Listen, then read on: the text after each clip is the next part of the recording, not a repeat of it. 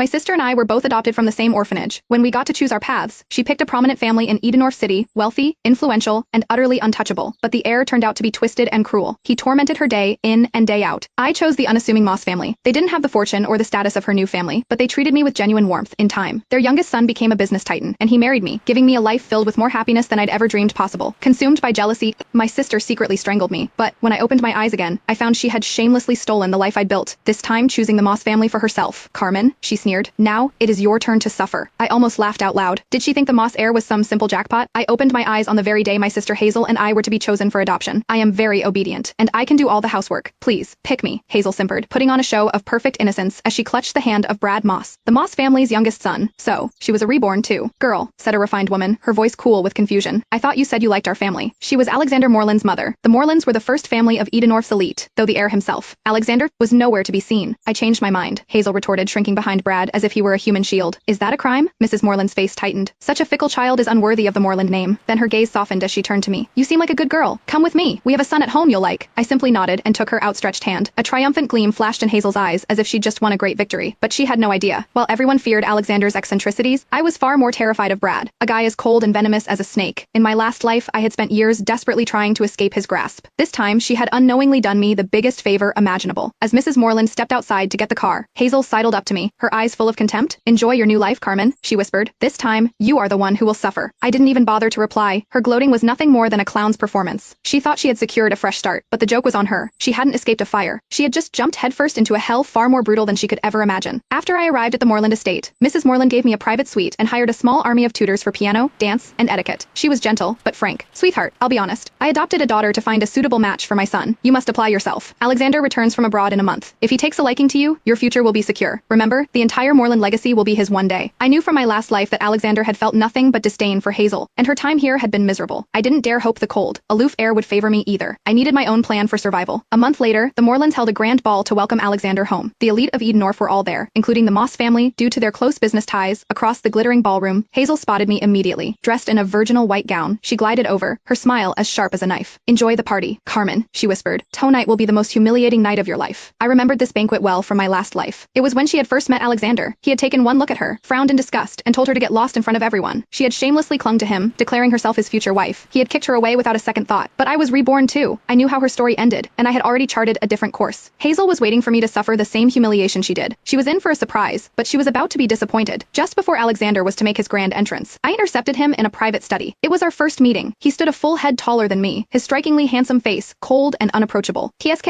so he really wasn't easy to approach. I handed